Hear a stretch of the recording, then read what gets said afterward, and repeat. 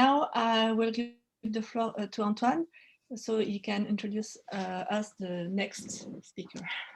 Yeah, thank you, Patricia. So yeah, I have the pleasure to introduce you Morteza Alavi today. So thank you for Morteza for accepting to present your work. So Morteza is an associate professor at TU Delft since 2016, if I remember right. And he was actively working on digital transmitters, wideband transmitters, and I will present today his work on the which is called Wideband Bits in RF-out CMOS transmitters. So I guess the title is very self-expliciting. So I'm looking forward to your presentation, and thank you, Morteza, for. Thank you very much, Anton. Thank you very much for a nice introduction, and thank you for inviting me to this very exciting event, and also thank you, Patricia, for her support. Yeah. Do you know how to share the slides? Are you able to share the slides? Yeah, I think so. So let me just, can you see my slide? Yes, that's perfect. Okay, the floor is yours. Thank you. Okay, thank you very much. So hello, everybody. Welcome to this presentation. I am Morteza Alavi from TU Delft, and today I will present one of our latest results about wideband bits in RF-out CMOS transmitters. So first and foremost, I would like to send my gratitude to all collaborators and contributors of our research group. So here is outline of our presentation, which are introduction, followed by TX requirement. Next, we will briefly introduce state-of-the-art analog intensive architectures. Then we will discuss bits in RF-out CMOS TXs. We will talk about their strengths, possibilities, and challenges. And due to timing constraint, we only unveil one case study. Wireless communication can be categorized in two main groups. The first group is the cellular network, such as 5G, comprises macrocell, microcell for large range, and picocell and femtocell for short range. The second group is wireless LAN or Wi-Fi, which operates from 54 megahertz up to 7.5 gigahertz, covering large and small ranges. As an RFIC designer, we expect these communication systems to contain more radio TRX unit, perform decently, and become more compact and cheap. This system comprises various units, including transmitter TX, receiver RX, synthesizer LO, generator, baseband processing unit, and high-speed serial interface.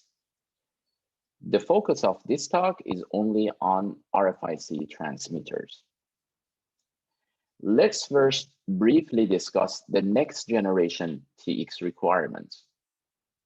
First, they demand high throughput up to 10 gigahertz for both Wi-Fi and 5G networks. To support such data rate, we should employ signals with large modulation bandwidths. In 5G system, we should support up to 640 megahertz aggregated bandwidths, while in Wi-Fi 7, we should handle an aggregated bandwidth up to 1200 megahertz.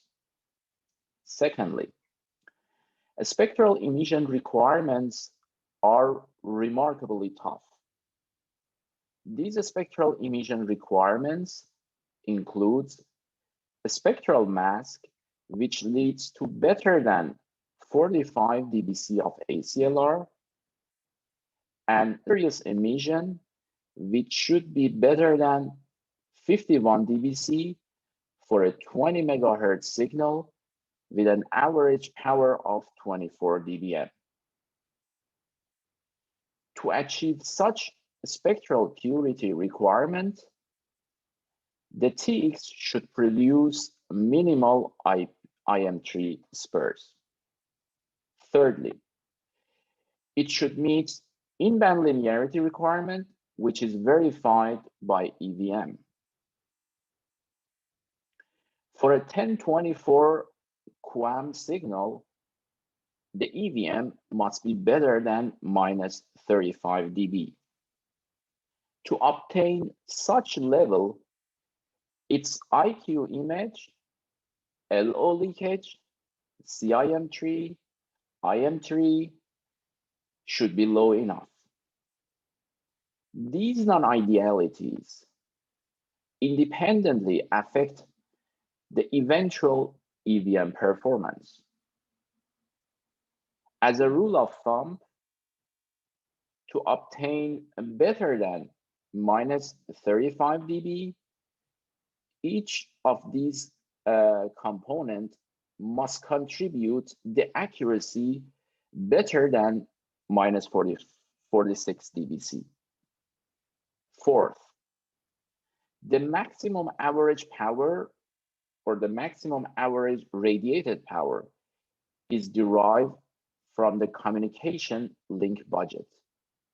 Considering a 15-meter range at 5 gigahertz with 240 megahertz modulation bandwidth and an SNR of 35 dB to meet the EVM requirement, the TX must produce higher than 18 dBm average power. Fifth, the side power requirements of communication network increases considerably. For example, we expect a more than 68% side power increase for a 5G network.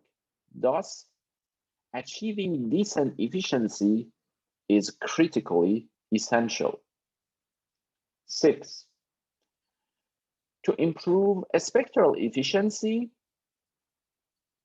the communication network employs non-constant envelope signal with a large peak-to-average power ratio, or PAPR, requiring the TX operate in deep power backoff, which degrades its average efficiency. To summarize, the desired RFIC TX must support multi-mode, multi-band communication standard, which will be implemented as a single chip RF SoC with a small form factor and low cost while meeting the TX requirements. Let's quickly overview the prior arts in cellular and Wi-Fi TXs. Here we refer to two superb works from TI and ADI. Both of them support up to 200 megahertz modulation bandwidths with mind-blowing linearity. However, to only generate 12 dBm TX power, their efficiency is less than 1%. On the Wi-Fi counterpart, we refer to the excellent results of MediaTek and Toshiba. They support 320 megahertz modulation bandwidths with decent linearity. Nonetheless, their efficiency is less than 5% for an average power of 20 dBm. These state-of-the-art transmitters employ analog-intensive IQ architectures. They are fully analog, require DACs, low-pass filter, mixers, and analog PA. They suffer from poor integration, design logistic, and also they are costly. Nevertheless, they can handle large modulation bandwidths due to their linear IQ summation. To enhance the performance of the analog intensive TX architecture, a mixing DAC has been proposed. In this approach, instead of having DACs, low pass filter, and mixer lineup, we change the order and we have low pass filter, mixer, and DACs arrangement. This means we will process the IQ signals mainly in the digital domain, and only at the very end we convert it to its RF counterpart. This architecture is also called RF-DAC, RF digital to analog converter, or mixing DAC, or bits in RF-out TX. It consists of interpolation filter comprising digital upsampler and digital filter, bitwise up converters, and digital to RF converter or DRFC, which are an array of NMOS switches operating in class E, class D, inverse class D, inverse class D at only full power. As shown here, the digital TX has two distinct parts that are processed in the digital domain and RF domains. Nevertheless, these architectures have two major issues. The first one is unfiltered quantization error noise, and the second one is a strong presence of sampling spectral replicas. The quantization noise power spectral density depends on the resolution of the IQ data and its sampling clock. Its dynamic range per bandwidth or per channel bandwidth is the negate of the noise power spectral density, modulation bandwidth, and PAPR. For example, the dynamic range and EVM for a 9-bit TX are better than 50 dB and minus 40 dB respectively. Of course, the dynamic range and EVM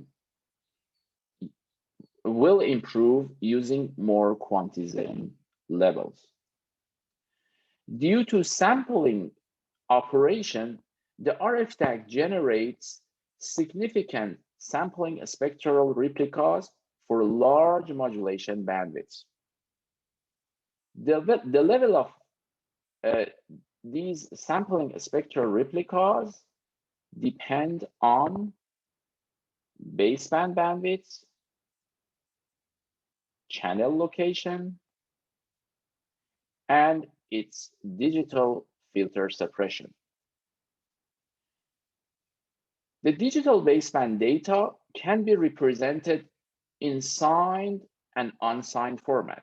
Conventionally, first we generate signed IQ data in the DSP, then we convert them to unsigned representations employing digital level shifters and right shift for proper signal scaling. Eventually, the IQ unsigned data derives a pair of IQ DACs. Unlike DAC, an RF-DAC TX can adopt both signed and unsigned formats. This is due to exploiting the phase information at RF frequencies, along with its magnitude. This feature achieves using a simple phase modulator. A signed representation can cover the entire constellation diagram. However, an unsigned format, due to DC shift, can only cover one quadrant. An unsigned RF-DAC TX is similar to a conventional current steering DACs. Circuit-wise, this unsigned RF-DAC is implemented as arrays of double balanced mixer unit cells. However, its zero-state output is at midcode, which is located at the equilibrium point of the differential pair prone to mismatch. On top of that, its inherent swing is half, and the related efficiency and linearity performance are similar to a class APA. A signed version, however, requires a 1-bit phase modulator for each LO phase. To realize this, a simple MUX is employed to swap clock 0 for clock 180. Accordingly, a signed IQ RF-DAC requires a 2-bit phase modulator. Here, it's employed 2 MUXes to swap clock 0 for clock 180 and clock 90 to clock 270 independently. Let's summarize this swapping operation in this presented table. It indicates when we go to the adjacent channel or adjacent quadrant, we swap only one pair of complementary clocks. However, when we go to an alternate quadrant, we swap always 2 quadrature LO pairs. A signed RF-DAC TX is realized as arrays of single balanced mixer unary cells. Its zero occurs when all unary cells are off. That makes it a well-defined zero output. Its inherent swing is twofold, and its efficiency and linearity performance is similar to a class BPA. Over the last several years, we proposed many DTX architecture. Again, because of the timing constraint, here we only briefly review the last one, including a new IQ interleaving techniques and a compact power combiner. Let's first focus on IQ interleaving technique. The original IQ DTX comprises 2 separate single-phase mixing DAC combined in the analog domain to perform single sideband IQ up conversion. To improve this performance, we realize this summation in the digital domain. Here, due to summation in digital domain, the interaction between the I and Q path is minimal, and we only need 1 DAC instead of 2. Doing so, our signed IQ interleaving DTX becomes a fully digital intensive architecture that has 2 distinct benefits: enhancing the IQ image and LO leakage performance, which leads to superior in-band linearity, and due to less interaction between the I and Q paths, its spectral rigor relatively improves. As mentioned, a signed IQ DTX requires 2 IQ interleave paths. Also, to cover the 4 quadrants IQ constellation, it needs a 2-bit phase selector. And to preserve the orthogonality, it needs 25% quad LO clocks. Nevertheless, TX architecture should cover the 5 GHz band and beyond. In this context, generating 25% quad LO clocks is challenging. They should support a spectrally efficient modulation scheme, such as 256 or 1024 QAM OFDM signals.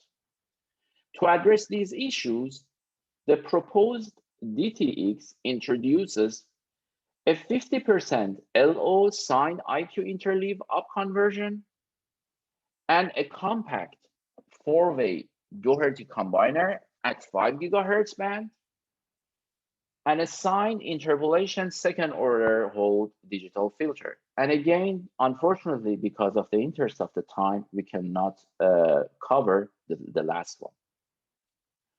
Here, instead of generating 25% clock and distributing them to the unit cells, we generate proper clocks into 2 steps. First, generating global 50% phase modulated LOs, and then producing the local 25% counterparts. Here, due to 2-step approach, the swapping operation entails all 4 LOs. This contrasts with the conventional phase selector, whose complementary clocks swap independently of their orthogonal counterparts. In an alternate movement, the swapping procedure is similar to that of conventional approach. However, in an adjacent traverse, it entails a specific swapping operation. The 25% LO clocks are generated using bitwise AND operation of 2 appropriate adjacent 50% LO clocks. Eventually, the interleaved function is realized by 2 complementary NAND-based muxes. For example, if we want to go from first quadrant to the 4th one, first we swap the 50% LO clocks appropriately. We then generate locally 25% quad LO clocks from global phase modulated 50% counterparts. Next, the DTX RF peak power is the summation of its average power and its PAPR, which is more than 27 dBm. Here, we consider 1 dB loss for the passive network, leading to more than 28 dBm peak power. Accordingly, the peak swing at the drain node is more than 8.8 volt. Thus, we need an impedance transformation of more than 4 in 40 nanometer CMOS, which is lossy and impractical. A practical solution is employing a series or parallel power combiner. This is a decent approach. Still, it doesn't feature efficiency enhancement at the power backoff. An alternative approach to enhance its average efficiency is using 4-way Doherty Combiner.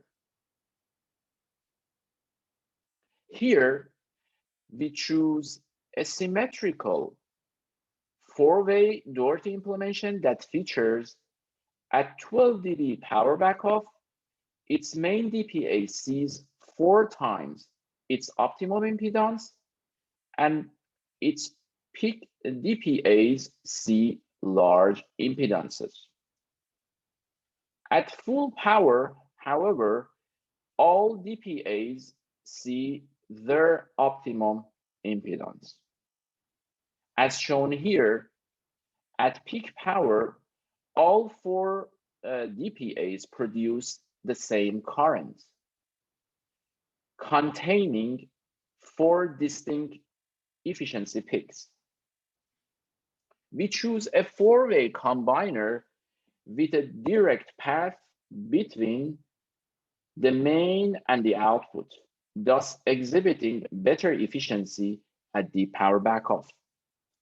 However, at 5 GHz band, using on-chip transmission line is impractical.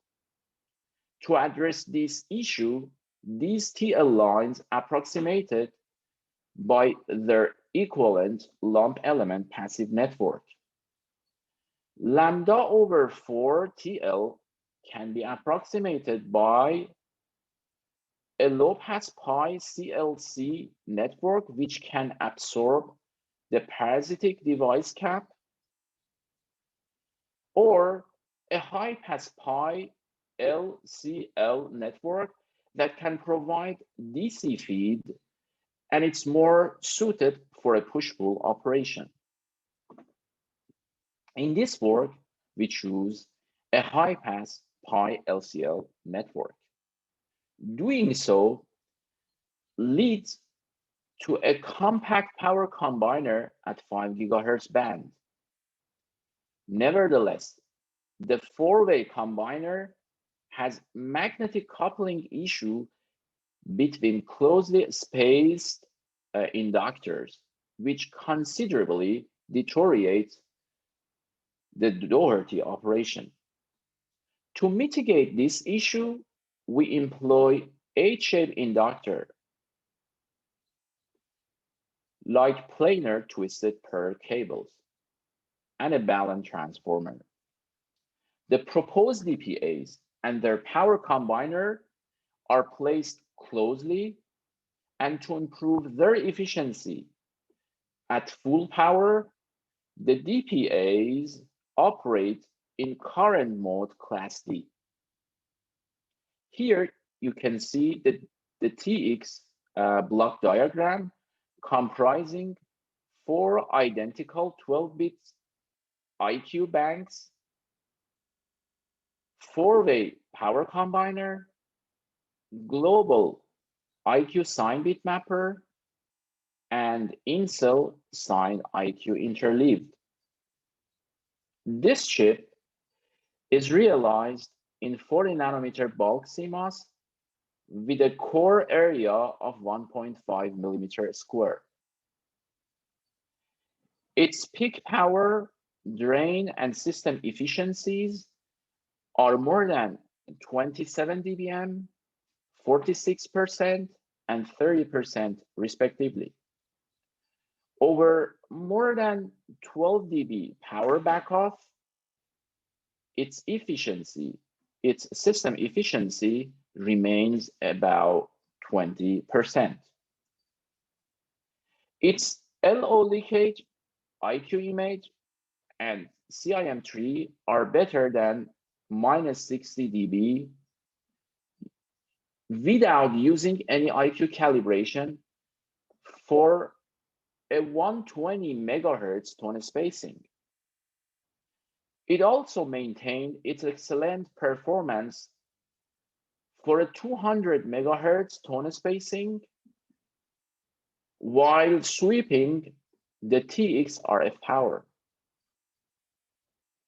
It achieves better than -31 dB of EVM and -39 dBc of ACLR for a 6-carrier 240 megahertz signal using a simple digital pre-distortion. Its sampling spectral replicas suppression is better than 45 dBc for a 320 megahertz signal, while using the proposed signed second order Holt interpolation filter.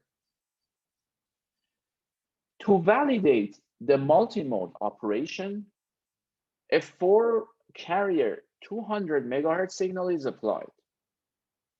Its IQ image, LO leakage, and IM3 performance are reasonable. And it maintains its EVM performance for multi-mode operation. All in all, this work achieves more than 27 dBm output power with an efficiency of better than 40% at 12 dB power backup. It can handle more than 320 megahertz signal with 20% system efficiency. And its LO leakage, IQ image, and CIM3 are better than minus 58 dBc. In summary, a digital intensive TX facilitates frequency agility, higher integration, and compatibility with nanoscale CMOS process. An IQ DTX is the best choice for large bandwidth application, and enhancing the efficiency at deep power backup is demanding. To address these issues, we introduce here in this talk a TX architecture with a highly linear operation for signal with large modulation bandwidths. Efficiency enhancement is achieved using a compact four-way Doherty and a signed second-order Holt filter for suppressing the sampling of spectral replicas is introduced. Thank you, and I welcome your question. Thank you very much, Morteza, for the great presentation. So if you have any questions, feel free to ask them through the Q&A panel. Actually, I have a question regarding how do you envision the extension or the possibility of these concepts if you reach higher frequencies or higher bandwidths. For example, for 28 gigahertz bands, would these concepts be compatible with these kind of frequencies? Yeah, very, very good question, Anthony. Yes, actually, we are actively also working to migrate this concept to higher frequency. As you mentioned, it is extremely challenging, I would say. Of course, we have publications, especially one of my colleagues published a work for 5G millimeter at 28 gigahertz at millimeter wave in CICC this year, based on polar operation. But my vision is that, and also my student now actively working on migrating this in such a frequency. But yes, as you mentioned, it is quite challenging. So we are at the mercy of our parasitics at such frequencies. And that's why it is my answer to your question. It's an active research and it's challenging. Yeah. Definitely. I agree. Okay, thank you. There is another question from Jan O'Connor. Saying I would expect that the physical design of the multiple LOs is crucial to avoid jitter or inter-oscillator overlap. Do you confirm that this is the case? And if so, what are the critical points in terms of proximity, process variability, or temperature variation that are actually requiring the most attention?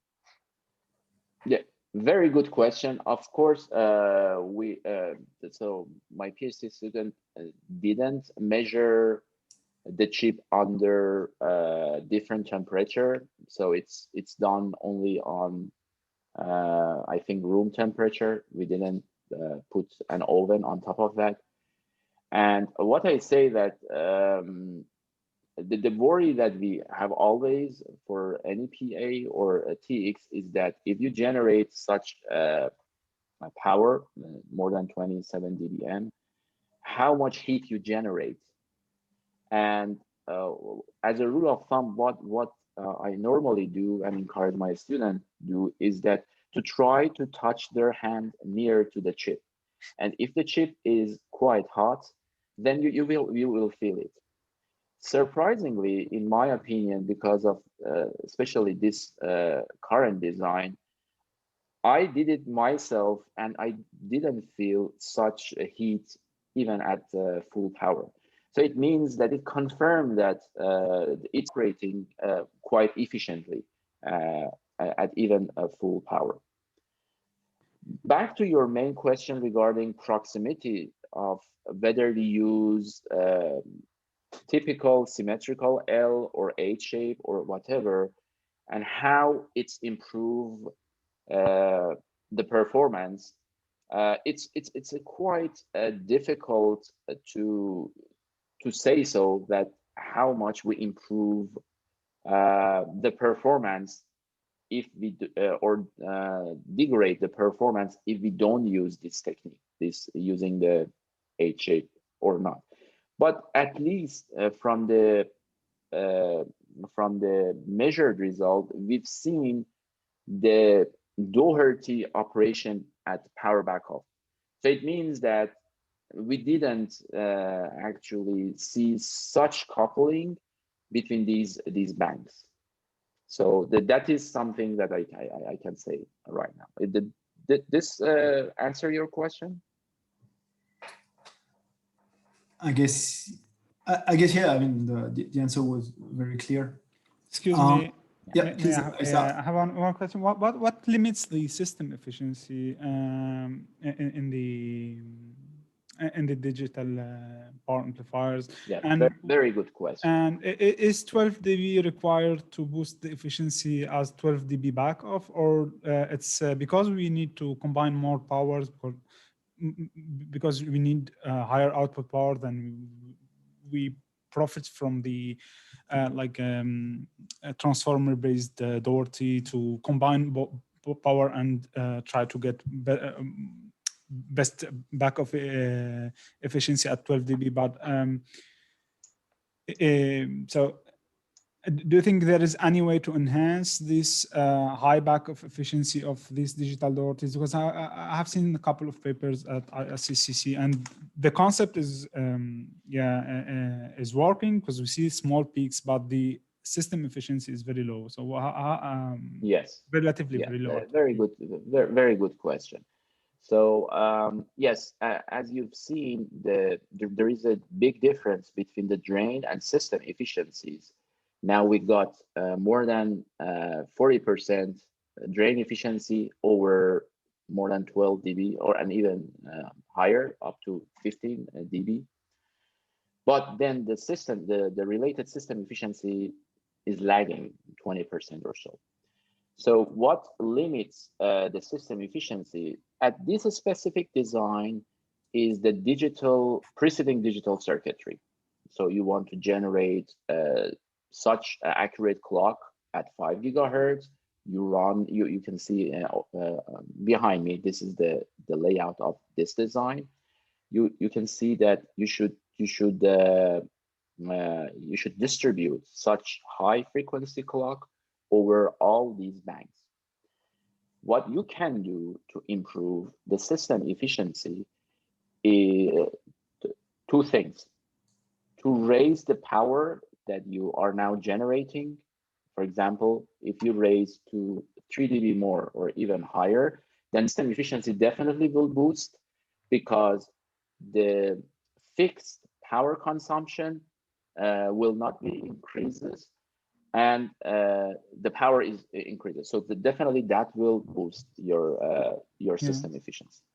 Or you can combine with other technology. For example, you design your driver in CMOS, and then apply your signal to Again, more also, suitable yeah. technology. So also we've done some cool stuff and that thing. We presented a concept in IMS last year that shows more than, I think, 46 dBm power by using the CMOS driver coupled with LV-MOSFET. Yeah, maybe one last short question. How should we interpret DPD in a digital TRX? Yeah, it's also a very good question. I didn't talk about the DPD, and we don't have time. And quite frankly, we've used, as I said to you, we've used a simple DPD, but it's innovative. So we want to publish that one. But generally speaking, what we do, and this is the beauty of digital transmitter, is that by just doing one fixed mapping of your IMQ data, then you can DPD, you have a memoryless DPD operation. Okay, thank you very much for these questions and answers. There's another question, but I think we are running out of time for it. So please, Maël, if you have any question, you can directly ask Morteza. So if the subject is of interest to any of you, just to mention a little advertisement, there's this RFIC workshop at the end of the month on sub-6 GHz advanced transmitter architectures, and also on the DPDs techniques. So if you're interested, please go and see and check that. So thank you again, Morteza and Aissa, for the great presentations, and I wish we could have seen each other lively. So yeah, still time to train this afternoon. Thank you very much. So. Merci beaucoup à tous. Merci, Patricia. Au revoir. Merci Antoine et Patricia. Donc nous allons revenir maintenant pour la session poster à 14 h, et d'ici là, bon appétit à tous. Très bien. À tout à l'heure. Merci. À bientôt. Thank you very much. À demain.